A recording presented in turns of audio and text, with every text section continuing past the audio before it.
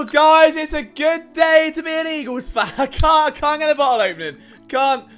Yeah, it's there we go. After a long off-season of wondering just what the Eagles are going to do at cornerback, and for me at least, a long off-season of gradually falling in love with the idea of Kayvon Seymour playing cornerback too, the Eagles have gone and got their guy. And that guy just so happens to arguably be the most appealing free agent on the market at the time the off-season opened. That man is former Steelers cornerback Steven Nelson. That's right, the 28-year-old corner is in Philadelphia now on a one-year deal worth around $4 million. It's a move that not even I thought Howie Roseman was possible of making, let alone without getting rid of Derek Barnett, without maybe trading or getting rid of Zach Ertz. He somehow got Steven Nelson into Philadelphia at the death, right before training camp, and all of a sudden, this secondary looks very, very good. Here's everything you need to know. All right, let's start things off with how this move came about. Not exactly like the Steelers cut Nelson this offseason because he was bad. It was simply just that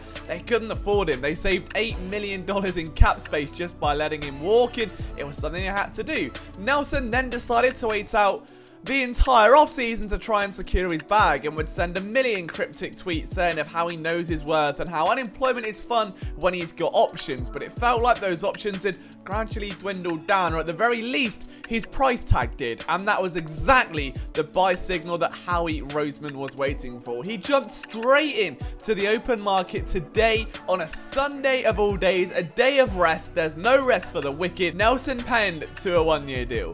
Now, the obvious implications of this move are, number one, the Eagles have not just one, but arguably two lockdown corners. He will obviously tandem Darius Slay and mean that Avonte Maddox will start in the nickel. So that's three pretty solid cornerbacks. We'll talk about the nickel spot a little bit later, but having Steven Nelson alongside Darius Slay is a perfect complement. He's around 5'11", so a little bit shorter. He did allow 7 touchdowns last year. It wasn't his most fantastic year of all time. However, he had a very good couple of years before that. He was a menace during his time at Kansas City, and he is really confident around the ball. He has got the instincts, the agility, the burst to jump routes and make instinctive plays. And in this new look defense, where it is predominantly going to be zone coverage, let's not forget, which may not suit to his speedy man type skill set, you would think it is going to give him an opportunity to get a bit more instinctive. He had 9 passes defense last year and 2 interceptions, which I'm pretty sure is more passes defense than the entire Eagles team combined, or at least it's pretty close. It's no longer a Fortnite battle royale with undrafted underdogs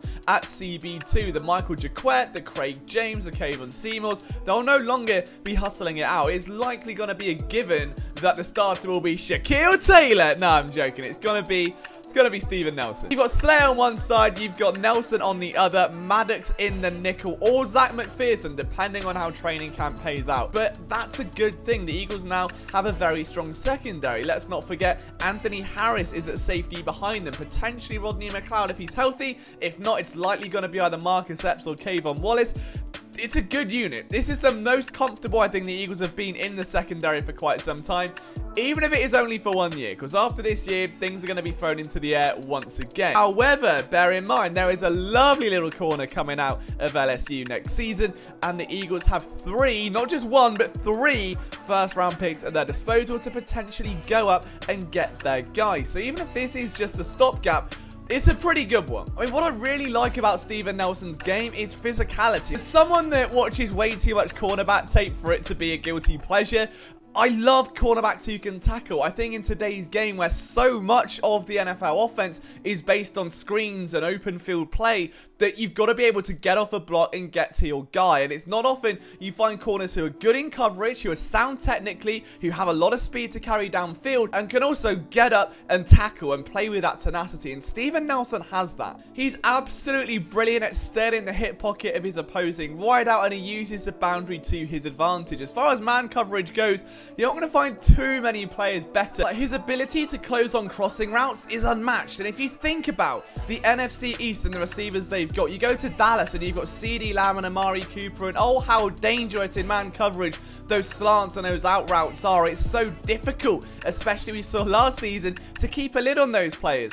This is where Steven Nelson comes in. He's got no problem closing on a crossing route, or staying inside the hip pocket, or jumping around and trusting his gut. If he gets it wrong, he's got the speed to recover, and not a lot of corners can say that. I'm a big fan of Steven Nelson. There will be a film room on this channel, but the main takeaway here, guys, is the Eagles have a lockdown corner opposite Darius Slay. Is this team a contender?